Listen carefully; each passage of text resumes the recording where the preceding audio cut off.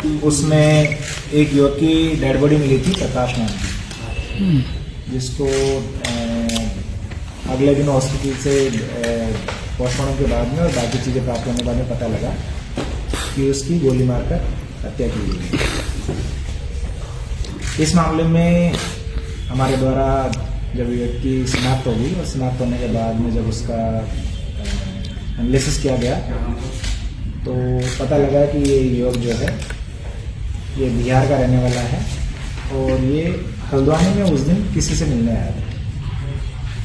बाकी ज़्यादा सर्विलांस करने पर ये पता लगा कि ये सितारगंज में किसी व्यक्ति के संपर्क में था और उस व्यक्ति ने इसको हल्द्वानी बुलाया।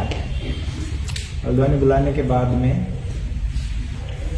वहाँ पर इसके साथ में 2 व्यक्ति और थे और इन लोगों के बीच में किसी चीज़ को लेके झगड़ा हुआ और झगड़ा होने के बाद में ये जो व्यक्ति है इसकी गोलापार में ले जाकर हत्या कर दी गई।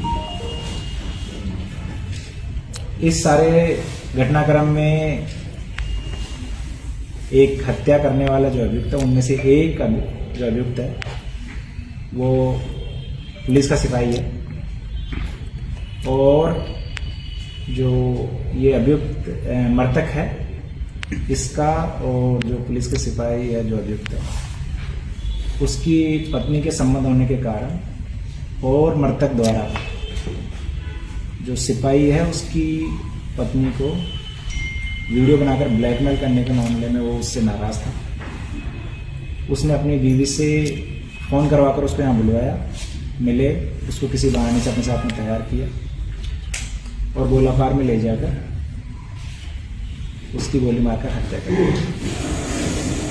इस सारे घटनाक्रम में जो अभियुक्त हमारा कांस्टेबल उसका साला, एक इसका दोस्त, इसकी बीवी और एक इसके साले का दोस्त, ये 5 लोग शामिल है। 4 लोग जो हैं उन्हें गिरफ्तार कर लिया है। इसकी बीवी जो है जो फरार चल रही, जल्दी उसकी गिरफ्तारी हो जाएगी। अभी अभियुक्तों के कब्जे से जिस पिस्टल से गोली मारकर हत्या की गई है वो पिस्टल बरामद कर ली गई। तो इसमें मैं बताना चाहता हूँ कि बनफुलपुरा उपद्रव में हुई जो मृत्यु है उसमें से कुछ मृत्यु शायद पुलिस फायरिंग और किसी और के द्वारा किए गए हत्या का परिणाम नहीं है। ये पर्सनल एनिमिटी का मामला है। मैंने पहले भी ये चीज़ बताई थी प्रेस में। जी सर। तो इस तरीके से अगर आप देखा जाए तो ये जो प्रकाश है इसका बनफुलपुरा में वो घर से कोई और वहाँ पे जो भी पुलिस के द्वारा, प्रशासन के द्वारा जो कार्रवाई की गई उससे इसका कोई भी संबंध नहीं। इसमें जो इसकी वाइफ है उसकी हम तलाशी कर रहे हैं और जल्दी ही उसको भी गिरफ्तार करेंगे।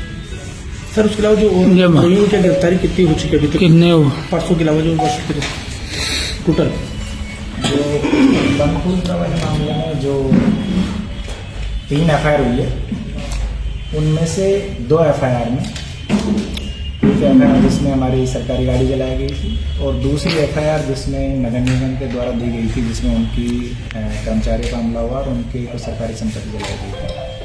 इन दोनों मामलों में आज हमने 5 और अभियुक्तों की गिरफ्तारी की है और इस तरीके से अगर देखा जाए तो बनफुलपुरा प्रकरण में अब तक कुल मिला के 42 गिरफ्तारियाँ हो चुकी हैं।